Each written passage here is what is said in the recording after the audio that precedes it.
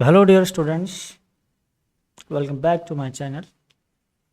आज हम बात करने वाले हैं class 11th chemistry chapter number 3 chemical bonding and molecular structure. तो चलिए भाई शुरू करते हैं। सबसे पहले जैसे जैसे एलिमेंट्स की स्टडी हो रही है, नए नए कॉन्सेप्ट सामने आ रहे हैं, मॉडिफिकेशन हो रही है स्टडी में, तो वैसे वैसे हमारे पास कुछ नए नए थ्योरीज, नए नए कॉन्सेप्ट सामने आते हैं कि कैसे हम उनको क्लासीफाई करें, जो हमने पिछले चैप्टर में पढ़ा। उसके बाद कैसे हम अब उनको अरेंज करेंगे, उनका स्ट्रक्चर कैसे होगा, स्टेबल कब होंगे, इनर्टनेस कैसे आएगी, वो कैसे आपस में जुड़ रहे हैं। तो इस पूरे चैप्टर में हम बॉन्डिंग के बारे में पढ़ेंगे कि कैसे वो एटम्स, एलिमेंट्स या मॉलिक्यूल्स आपस में जुड़ रहे हैं फ्लिपकार्ट और उनका मॉलिक्यूलर स्ट्रक्चर क्या है। तो भाई ये चीज़ हम सब जानते हैं कि matter is made up of one different type of elements. Matter आपका एक या अलग अलग तरह के एलिमेंट्स के जुड़ने से बना हुआ है।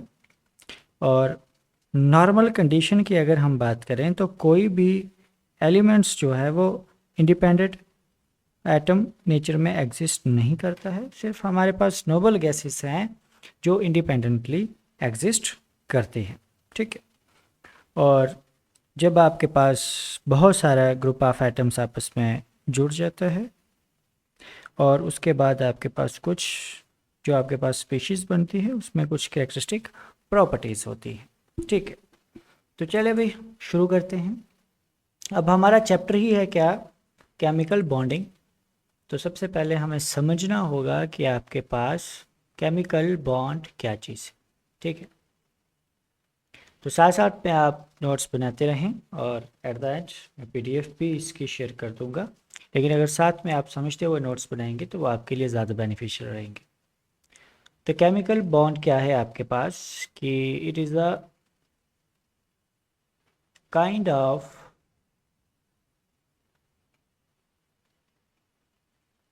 attraction which holds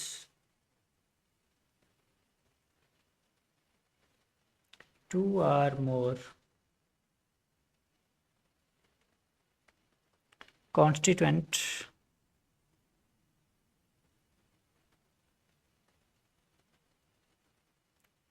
atoms,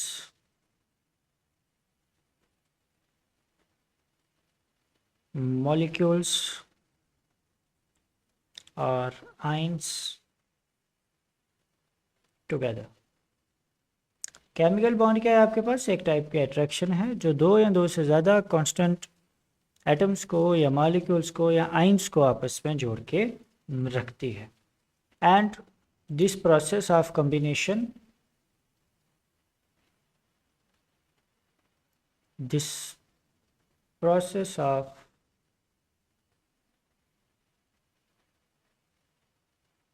combination is called chemical bonding। कि इनके जो आपस में जुड़ने का ये प्रोसेस है, इसी को हम कहते हैं क्या, केमिकल बॉन्डिंग कहेंगे इनको जी, ठीक है। नाउ अब आपके पास एटम में कितने बॉन्ड बनेंगे या उस पर किस टाइप की बॉन्डिंग होगी, वो मोस्टली डिपेंड करेगा किस पे, it depends on their valency. Class 9th का ये कॉन्सेप्ट है कि कैसे वैलेंसी से हमें पता चलता है कि इसके बीच में जो बॉन्ड फॉर्मेशन हो रही है, जो बॉन्डिंग है, वो कैसे होगी। या अगर हम सिंपल वर्ड्स में कहें तो the number of bonds found by an elements with other similar species is called valency of that element. क्या आपके पास अगर कोई एलिमेंट है, वो दूसरी स्पीशीज के साथ जुड़कर कितने नंबर ऑफ बॉन्ड फॉर्म कर रहा है, उसी को हम कहेंगे क्या, उसकी वैलेंसी। फॉर एग्जांपल कार्बन अगर हाइड्रोजन के साथ मिलकर, 4 एटम ऑफ हाइड्रोजन के साथ मिलकर 4 बॉन्ड फॉर्म कर रहा है, तो इट मीन्स कि इसकी वैलेंसी कितनी है, इसकी वैलेंसी होगी 4। अगर कोई 2 बॉन्ड फॉर्म कर रहा है तो इट मीन्स उसकी वैलेंसी है 2, 3 कर रहा है तो 3, 4 कर रहा है तो 4 वैलेंसी है इसकी। वो भी यहाँ तक समझ आ गया? ठीक है, शुरू करते हैं नेक्स्ट। कि जब भी आपके पास फॉर्मेशन होती है किसी भी बॉन्ड की, तो वहाँ पे आपके पास रिलीज़ होती है क्या, एनर्जी। ठीक है, ये चीज़ आपने याद रखनी है कि चाहे आप फॉर्मेशन ऑफ बॉन्ड की बात करो या फिर डिसोसिएशन ऑफ बॉन्ड या break down of bonding, dissociation of bond, अगर इन दोनों में से कोई भी प्रोसेस हो रहा है तो वहाँ पे एनर्जी यूज़ होगी ही होगी। ठीक है, अगर डिसोसिएशन हो रही है तो इट मीन्स कि वहाँ पे एनर्जी रिलीज़ होगी या फिर बॉन्ड ब्रेक करने के लिए एनर्जी यूज़ होगी, और अगर फॉर्मेशन हो रही है तो वहाँ पे भी एनर्जी रिलीज़ होगी। नाउ आपके पास जो आपके केमिकल बॉन्ड हैं वो 2 टाइप के हैं। ठीक है, देखते हैं कौन कौन से हैं केमिकल बॉन्ड। 2 टाइप के, एक आपके पास आ जाता है स्ट्रॉन्ग और दूसरा आपके पास आ जाता है वीक बॉन्ड। ठीक है जी, एक आपके पास आ गया स्ट्रॉन्ग बॉन्ड, दूसरा आ जाता है आपके पास वीक बॉन्ड। अब आपके पास जो स्ट्रॉन्ग बॉन्ड है वो आ जाता है आपके पास इंटर एटॉमिक, एटम के बीच में बने, और जो आपके पास वीक बॉन्ड है, वीक बॉन्ड आपके आ जाते हैं इंटर मॉलिक्यूलर, या मॉलिक्यूल्स के बीच में बनते हैं। ठीक है, अब आपके जो स्ट्रॉन्ग बॉन्ड्स हैं इनकी एनर्जी होती है अबाउट 200 किलो जूल पर मोल, और जो आपके वीक बॉन्ड हैं इनकी एनर्जी होती है 2 to 42 किलो जूल पर मोल। ठीक है जी, उसके बाद नेक्स्ट हमारे पास है कि आपके स्ट्रॉन्ग बॉन्ड 4 टाइप के हैं, और आपके जो वीक बॉन्ड हैं ये 2 टाइप के हैं। ठीक है, तो चलिए भाई इसको साफ करते हैं फिर मूव करते हैं नेक्स्ट पे। ओके, अब देखिए कि आपके स्ट्रॉन्ग बॉन्ड्स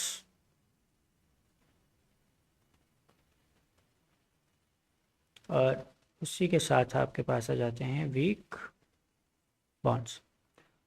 आपके जो स्ट्रॉन्ग बॉन्ड्स है सबसे पहला उसमें आ जाता है आपके पास आयोनिक बॉन्ड, उसके बाद आपके पास आ जाते हैं कोवेलेंट बॉन्ड,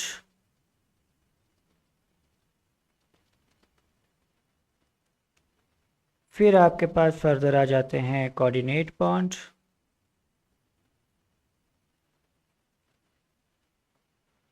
फिर आपके पास नेक्स्ट आ जाएगा मेटेलिक बॉन्ड। ये आपके पास चारों स्ट्रॉन्ग बॉन्ड है। अब बात करते हैं वीक बॉन्ड की, तो वीक बॉन्ड में आपके पास 2 टाइप्स आ जाती हैं। पहला आपके पास आ जाएगा हाइड्रोजन बॉन्ड और दूसरा आपके पास आ जाता है वैंडरवाल्स बॉन्ड। अब जो आपके पास ये वैंडरवाल बॉन्ड है इसकी एनर्जी रहती है 2 to 8 किलो जूल, और हाइड्रोजन बॉन्डिंग जो है इसकी एनर्जी रहेगी आपके पास 8 to 42 किलो जूल। ठीक है, तो ये हमारे पास इंट्रोडक्शन थी बॉन्डिंग की कि कौन से टाइप के आपके बॉन्ड होते हैं और बॉन्डिंग होती क्या चीज़। अब आपके पास नेक्स्ट आ जाता है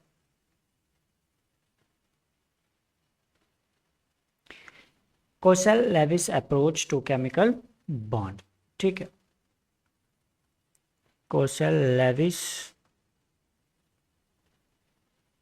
अप्रोच टू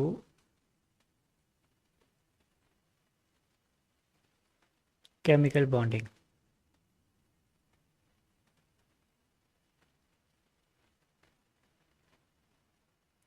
और साथ में इसमें हम पढ़ते हैं क्या है, इसमें है हमारे पास एक ऑक्टेट रूल। ठीक है, तो भाई बात है इन 1916 की, Kossel and Lewis theory, Kossel and Lewis theory, ये फर्स्ट ऐसी थ्योरी थी जिन्होंने एक्सप्लेनेशन दी थी हमारे पास केमिकल बॉन्ड की, और वो भी in terms of electron that was accepted,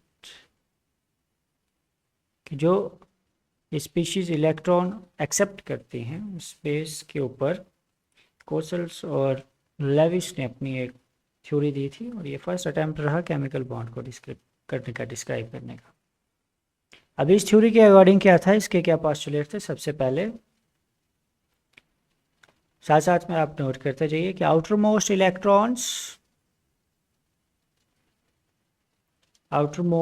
electrons जिनको हम वैलेंस इलेक्ट्रॉन भी कहते हैं या वैलेंसी इलेक्ट्रॉन कहते हैं, प्लेस अ फंडामेंटल रोल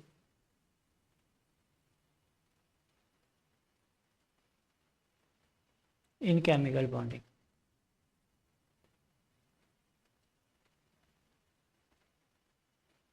क्या आपके जो आउटरमोस्ट इलेक्ट्रॉन है ये बॉन्डिंग में बड़ा अहम रोल प्ले करते हैं। दूसरा पोस्टुलेट था कि ionic bonding involves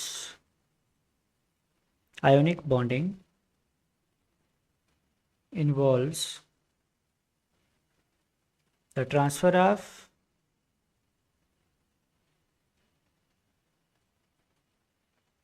one or more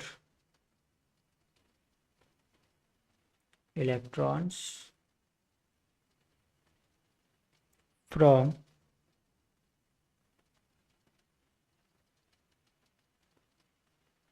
one atom to another। तो ये सारी बातें मैक्सिमम हमने पढ़ी हुई थी।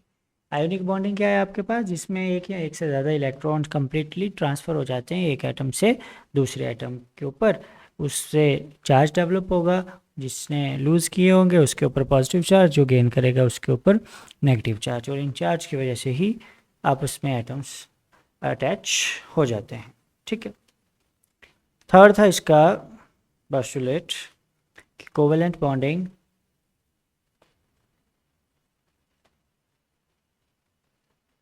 involves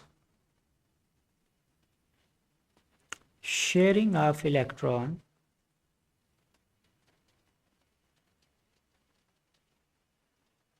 between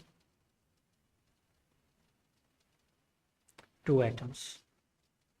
कोवेलेंट बॉन्ड्स आपके पास कब बनेंगे, कि जब इलेक्ट्रॉन दो एटम के बीच में इलेक्ट्रॉन शेयर होते हैं, इलेक्ट्रॉन म्यूचुअली शेयर होते हैं, कंप्लीट ट्रांसफ़र नहीं होते हैं, जस्ट शेयर होते हैं कि बराबरी उन्होंने एक दूसरे के साथ शेयर कर दिए, और अगर कोई ज़्यादा रिएक्टिव स्पीशीज़ आई तो दोनों एटम अपने अपने इलेक्ट्रॉन लेके उसकी तरफ निकल जाएंगे, या फिर किसी एक के पास कंप्लीटली ट्रांसफ़र नहीं है, दोनों आपस में इक्वली शेयर किए हुए हैं, जिसको हम म्यूचुअल शेयरिंग कहते हैं, जो हमने कार्बोनेट्स कंपाउंड में बड़ी डिटेल में पढ़ी है क्लास 10th में, और 11th में भी इसका कॉन्सेप्ट है हमारे पास।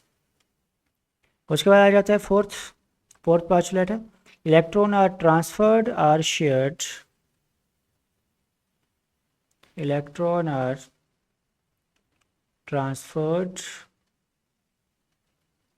और share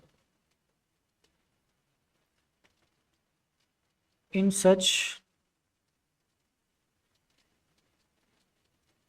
that each atom attain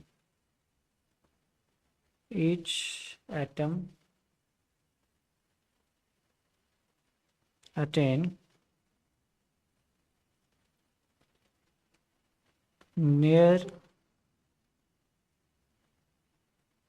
noble gas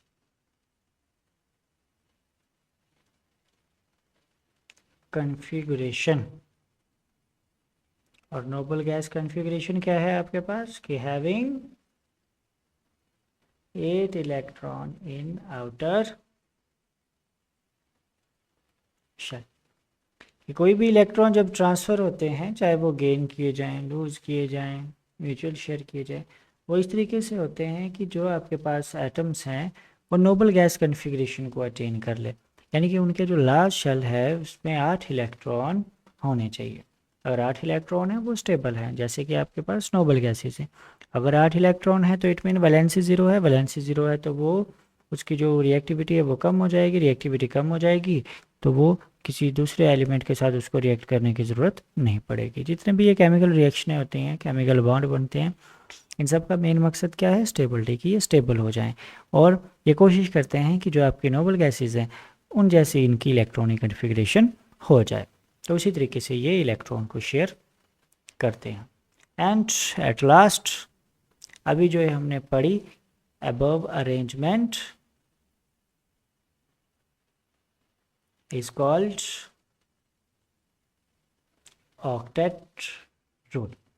last shell में 8 इलेक्ट्रॉन होने चाहिए, ये आपके पास कौन कहता है? ये कहता है हमारा ऑक्टेट रूल्स। चलिए भाई, आज की वीडियो के लिए इतना ही। कल के वीडियो में हम देखेंगे लेविस सिंबल्स, उसके significance, limitation of octet rules, और फिर आगे हम स्टार्ट करने वाले हैं कोवेलेंट एंड आयोनिक बॉन्ड। ये सारे टॉपिक आपको मिल जाएंगे पार्ट 2 में। तब तक इस वीडियो को अपने फ्रेंड्स के साथ शेयर करें, चैनल को सब्सक्राइब करें, और अगर किसी स्पेसिफिक पार्ट पे आपको वीडियो चाहिए या कहीं समझ ना आया हो तो आप कमेंट कर सकते हैं, उस पर हम दोबारा से वीडियो बना देंगे।